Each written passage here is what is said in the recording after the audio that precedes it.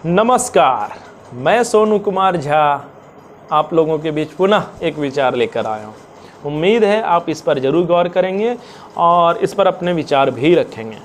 चलिए, कुछ चीज़ें मैं अपने विचार रखने से पहले बताना चाहता हूँ।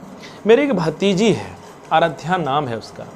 पता है, एक दिन अभी हाल फिलहाल नर्सरी में है वो, सेंट फ्रांसिस स्कूल में उसका नाम लिखाया गया। तो मैं एक दिन में उसकी किताब पलट रहा था, तो मुझे किताब बहुत अच्छा लगा।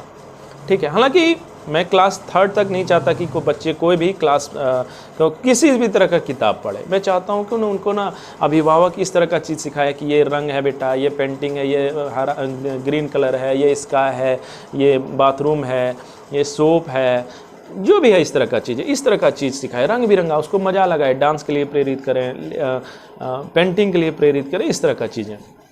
खैर जो भी हो, इनफैक्ट मैं 5वीं तक चाहता हूँ उन लोगों को कलम हाथ में ना दिया जाए। खैर जो भी है, मेरे करने से तो होगा नहीं। तो बता रहा था कि मेरी एक भतीजी है, तो मैं किताब पलट रहा था तो मैंने देखा कि उसकी किताब मुझे अच्छी लगी।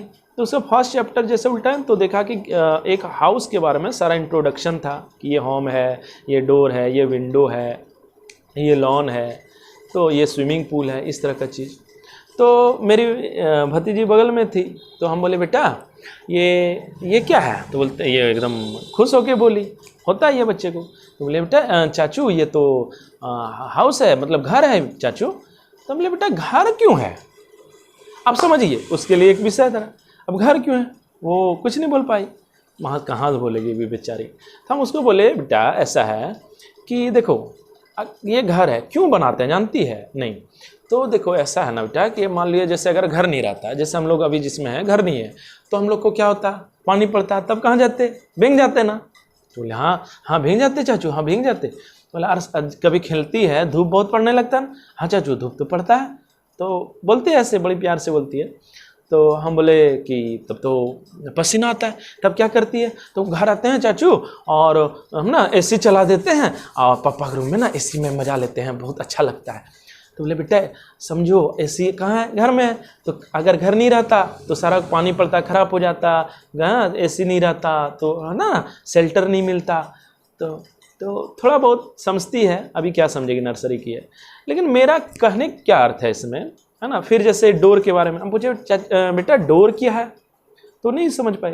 हम बोले बेटा देखो जैसे घर बन गया, अब डोर नहीं लगाएगी तो बाहर कैसे खेलने जाएगी तुम, है ना। अगर चारों तरफ दीवार कर देंगे तो बाहर नहीं जा पाएगी। फिर जैसे बाहर जाएगी तो फिर अंदर कैसे आएगी? उसके लिए एक डोर बना दिया हो गया, है ना, बना दिया गया हो। सोचो क्यों डोर का निर्माण किया गया। फिर हम पूछे विंडो बेटा, अब विंडो क्यों? डोर चलिए ठीक है समझ आ गया, विंडो। तो फिर वही बच्चा है, क्या आंसर देगी। तो हम बोले बेटा देखती है लाइट कट जाते हैं पापा क्या करते हैं? तो फिर देखने लगे, बोले ये खोल देते हैं ना विंडो घर का। हाँ पापा खोल देते हैं। तो बोले क्या होता है? तो हवा आता है चाचू, मेरा बाल ना उड़ने लगता है, बहुत अच्छा लगता है। तो हम बोले देखिए यही तो है बेटा। तो वहाँ क्या होता है ना बेटा, विंडो नहीं रहता, लाइट कट जाता, तब कैसे रहती है ना, तो वहाँ विंडो लगा देते हैं इसीलिए। तो समझिए मेरा क्या कहने का अर्थ था उसको। हम जानते हैं उसके लिए कोई मायने नहीं रखता ये सब, लेकिन मेरा एक चीज़ मानना भी है कि कोई सुना हुआ चीज़ ना आपके अंदर से ख़त्म हो ही नहीं सकता आप, है ना।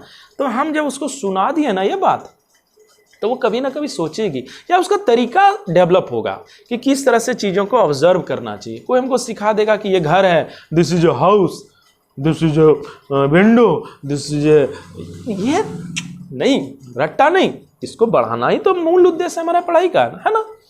तो देखिए ये चीज़ हम क्यों करते हैं कि ताकि वो चीज़ों को समझे, हर चीज़ को ऑब्जर्व करे। Observance is the ultimate goal of education, है ना। बिल्कुल है कि नहीं, आप समझिए इस बात को। आज देखिए, आज हम क्या देखते हैं सोसाइटी में एक्चुअली कि आज ना बच्चे रटते हैं, मैथ को रट रहे हैं। हाँ एकदम बच्चे रटते हैं।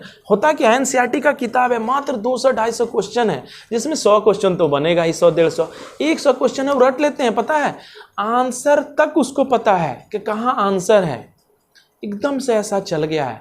तो बताइए वो, और नंबर भी अच्छा आता है, 90, 80, 85 तो मतलब मजाक लग हो गया है। सभी ला रहे हैं झारखंड में, आज झारखंड की मैं बात कर रहा हूँ, सभी ला रहे हैं। क्या ये सही चीज़ है? क्या नंबर्स उसके लिए काफ़ी है? और समझिए क्या यह नंबर्स 11 साइंस में काम चल जाएगा उसका, उस रट्टा के? फिर भी 1% मान भी ले चले, आज भी वहाँ भी ऑब्जेक्टिव हो गया तो काम चल भी गया होगा, लेकिन क्या यह काम उसको जब वो तैयारी किसी चीज़ के लिए करेगा तो करेगा? पहले तो मैं बता देता हूँ, मैं आज पूरी तरह से इस सब कहने के लिए लायक शायद ना हूँ, क्योंकि आपके लिए सफलता ही सब कुछ होता है। तो मैं आज नौकरी में तो उस ढंग से नहीं हूँ, है ना, सफल हूँ, लेकिन किस ढंग से हूँ उसकी चर्चा कभी कर लेंगे। तो लेकिन मुझे लगता है अच्छा चीज़ बोलने के लिए क्या आपको अमीर आदमी या फिर बड़े लोगों का ही सहारा चाहिए? बिल गेट्स बोलेगा तभी आप सुनिएगा, सोनू झा बोलेगा नहीं सुनिएगा। अच्छा ही ना बात बोल रहे हैं, कोई बुरा बात बोल रहे हैं क्या नहीं कंसिडर कीजिएगा, एकदम कीजिए, हम करते हैं।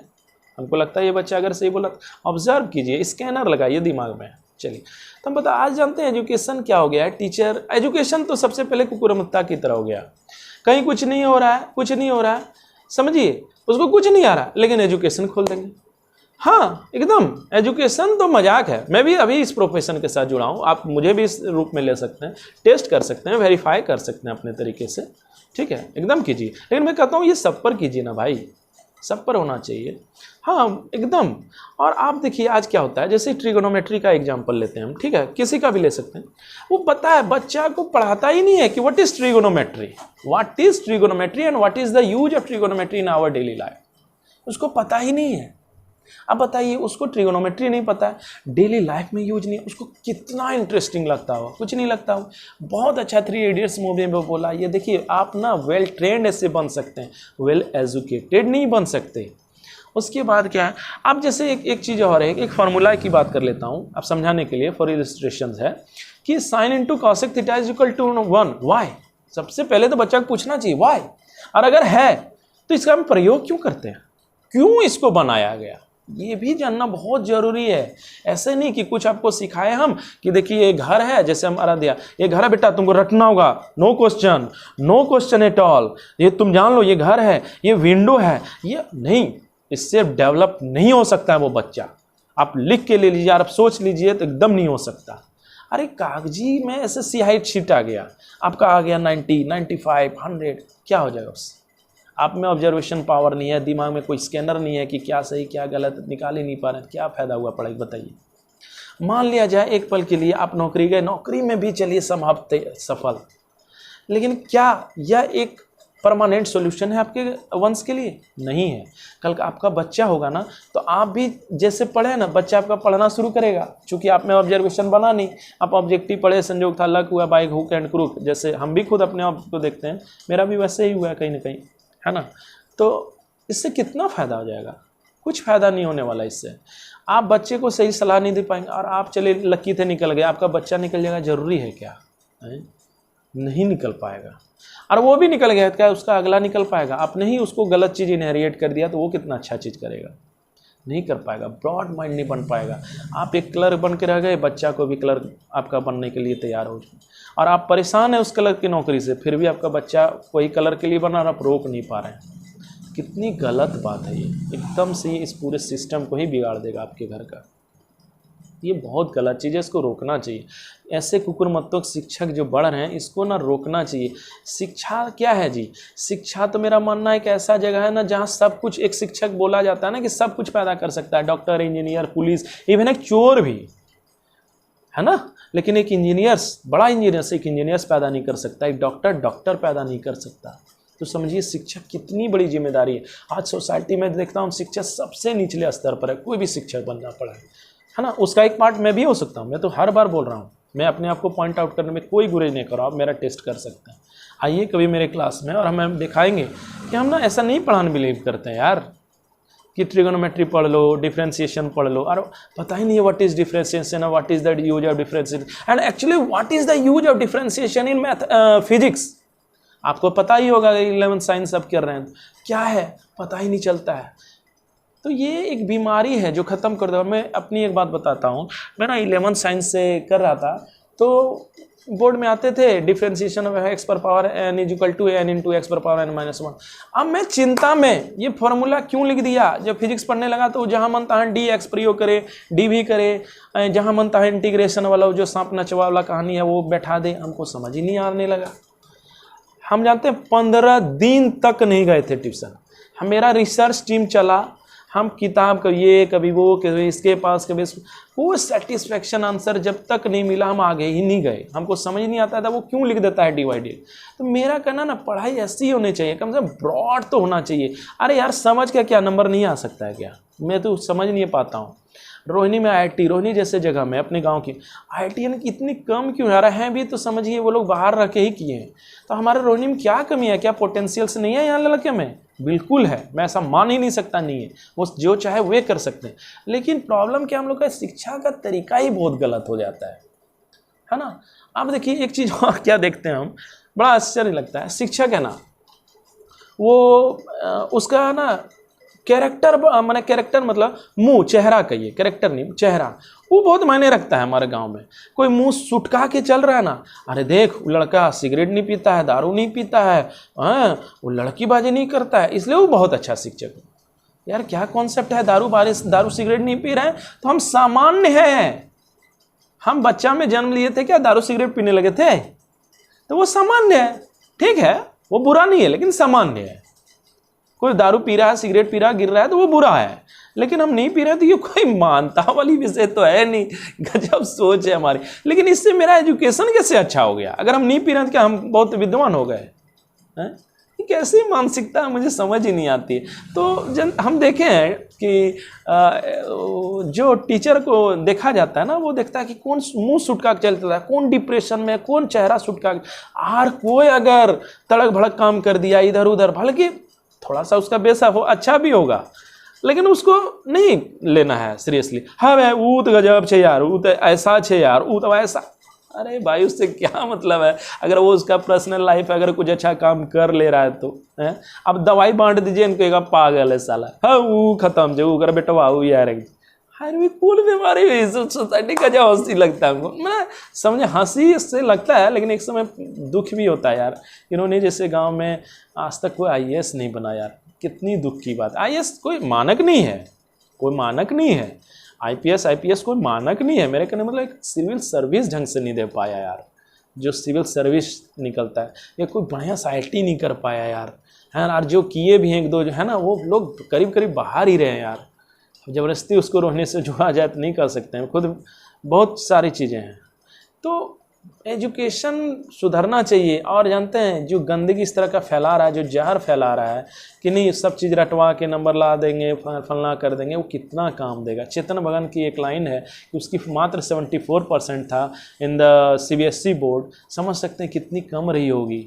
और उन्होंने बोला था कि स्याही मेरे भाग्य को नहीं लिख सकता है। और आज देखिए चेतन भगत, तो क्या 74% लाने वाला लोग क्या से क्या कर गया, और एक 90% लाने वाला कुछ नहीं हो पा रहा है। और अगर कुछ हो गया तो क्या उसका वंश होगा? नहीं होगा। लेकिन चेतन भगत अब परमानेंट सॉल्यूशन कर लिया। क्यों? क्योंकि उसने ऑब्जर्वेशन किया अपने लाइफ में। ये ऑब्जर्वेशन कहाँ से आएगा? जब आप उसको डोर रटवाइएगा नहीं, डोर का मीनिंग समझाइएगा, क्यों होता है डोर, तब ना उसको रोमांचित होगा। आप उसको सिखाइए ना क्या होता है ट्रिगोनोमेट्री, क्यों बनाया, ये फार्मूला बना कैसे आया, फिर इसका कहाँ यूज करेंगे, तब ना उसको मजा आएगा। तो ये कुकुरमुत्तों के जो शिक्षक हैं उसके खिलाफ आवाज़ अगर आप नहीं उठाते हैं, कल मैं भी चला जाऊंगा इस लाइन से, लेकिन मैं तो फिर भी है ना, मैं तो वीडियो सब दूंगा भाई, जो गलत है सो गलत है। क्योंकि कल मेरी भतीजी भी कहीं पढ़ने जाएगी, है ना, मेरा भतीजा लोग जाएगा या आपके बेटे जाएंगे भाई, तो वो भी इसी जहर का शिकार हो जाएंगे। वे उसी शिक्षक के पास जाएंगे या तो उसी शिक्षक से पढ़े हुए एक जहर के पास जाएंगे। पूरा सिस्टम ही कोलैप्स कर देगा। इससे बचिए आप, और इसके खिलाफ आवाज़ उठाइए, सही चीज़ों का अवलोकन कराइए, सही चीज़ बोलने से डरिए नहीं। हमेशा याद रखिए, सुखी करने के चक्कर में सोसाइटी को बर्बाद मत कीजिए। आपका भी एक जिम्मेदारी है। मर जाइएगा तो कहीं कुछ नहीं रह जाता। अब देखिए ना किसको याद करते, लेकिन आपके विचार हमेशा जिंदा रहते। अब मेरा विचार, जहाँ तक मेरे विचार है ना, मेरा विचार जिंदा रहेगा। मैं आज लिख के देता हूँ, मैं किताब लिखूंगा, और मैं और भी बहुत सारे वीडियो में इस बात में, इस रोहिणी यूट्यूब चैनल मेरा रोहिणी देवर जो हम बनाए थे कि अपना विचार रखने के, मैं दिखाऊंगा। अच्छे अच्छे विचार रखने चाहिए, देने चाहिए। क्यों नहीं भाई, कोई अरे कौन दुखी होगा भाई? वही ना जो ऐसा काम कर रहा था, क्यों नहीं उसको दुखी किया जाए बताइए? क्यों नहीं वो दुखी हो? उसको क्यों खुश रहने दिया जाए बताइए? आप बताइए ना, क्यों खुश रहे वो? क्या सोसाइटी के लिए वो कर रहा है? जहर फैलाएगा, उसको खुश मिलना चाहिए है? अगर वो जाने अनजाने भी कर रहा है, अनजाने में भी कर रहा है, तो भी उसको लाइन पर लाना चाहिए। हम लोग का सामूहिक जिम्मेदारी होना चाहिए।